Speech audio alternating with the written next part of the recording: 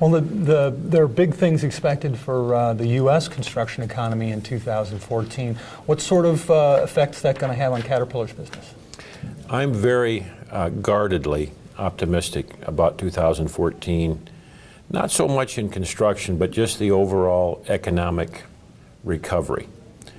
We've seen several false starts to earlier years, 13, 12, 11, all started out fairly strong and kind of petered out during the rest of the year and sputtering by the end of the year. Not that it was a recession, it was just a slowdown by the end of the year. This year, in 2014, we're seeing the same, but I think maybe with a bit more tailwind than we've seen in the past. Housing is certainly better. We still have low interest rates. General construction seems to be more prevalent right now. We also have the dysfunction in Washington under control a bit more. The debt ceiling, the budget talks are all basically now postponed or put off or delayed until next year. So the economy has a good chance to gain a little altitude. We're calling for a modest growth rate in 2014. If it comes true, I think we'll like it, but it sure won't feel like much of a boom, that's for sure. It'll be very mild. I see. So is the Highway Trust Fund the big tipping point at this point for 2014? The infrastructure in this country needs help, and we all know it. Everybody talks about it. The politicians know it. The problem with infrastructure is how do you pay for it? The country's living on borrowed money today. 35–40% of the budget's borrowed, so we're spending beyond our means. And every dialogue I have in Washington, the first question is, we love infrastructure, but how are we going to pay for it? So we've been really talking about that, and I was extremely encouraged to see President Obama endorse a $300 billion plus program, which would kick in the next fiscal year, but it's required because the current 2-year funding expires in October.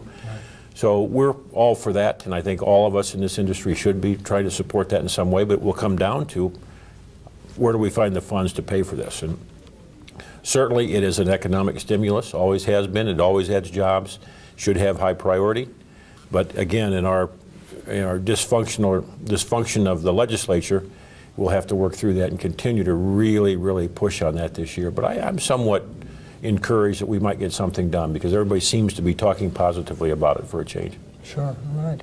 Well, let's talk about iron for a second. You bet. This is the place at CONEXPO this year. That's right. That's right.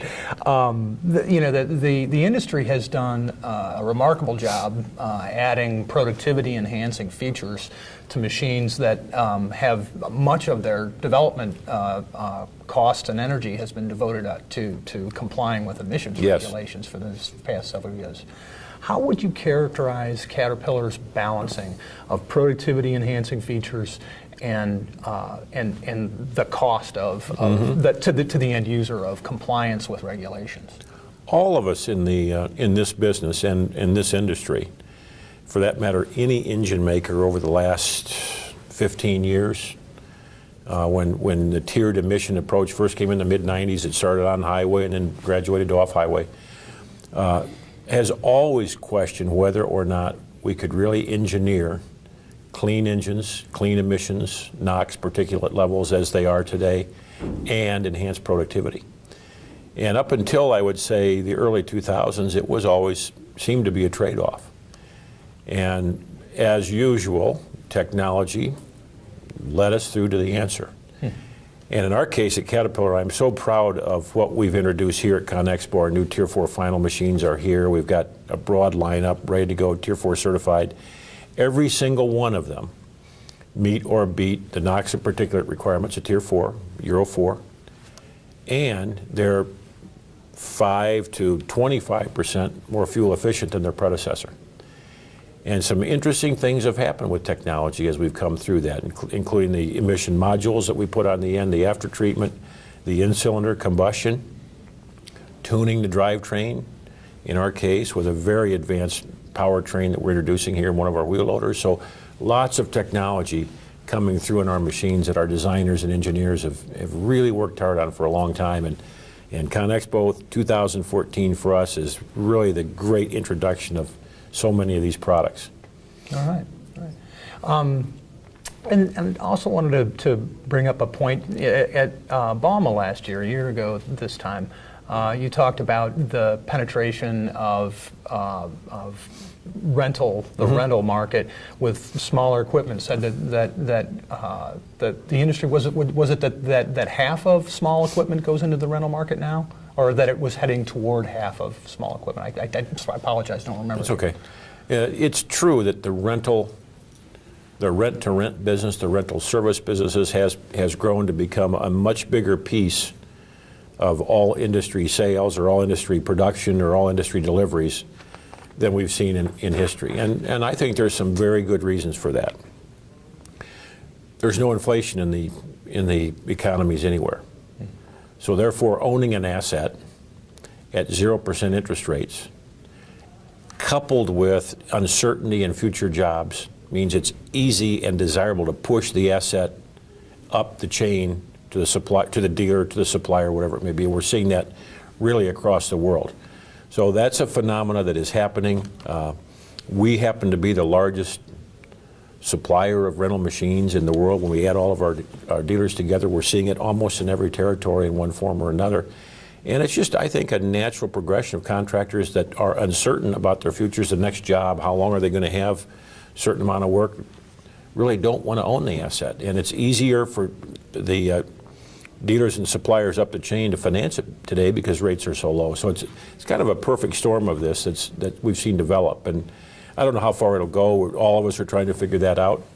A return of inflation would change the equation. An increase in interest rates would change the equation. Maybe more or less. I don't know which way it'll go, but it's something all of us are studying, and it's important for our customers. It's a great customer tool because they get to shed some risk, and I think that's important to them. Sure. Well, does the trajectory of the sales of small equipment into the rental market, is that continuing? Is the growth still there? It's hard to say. Certainly as the market recovers, we'll see continued deliveries to the rental fleets. As far as a secular trend of rental substituting for ownership, I think there's probably an endpoint on that, because I think a certain number of customers are always going to want to own their machines. And so I don't think the whole industry will go to 100% rental. I could see it creeping up a bit more. I think if we get which I'm not predicting, but I think if we saw a robust recovery, we'd see some big dynamic changes in the marketplace. So we'll have to see how this plays out here in the next few years. Does Caterpillar have any initiatives to deepen its penetration into the rental market beyond the rental store concept? If your question is asking would we sell to rental companies, no. Directly, no. Our dealer model is our model.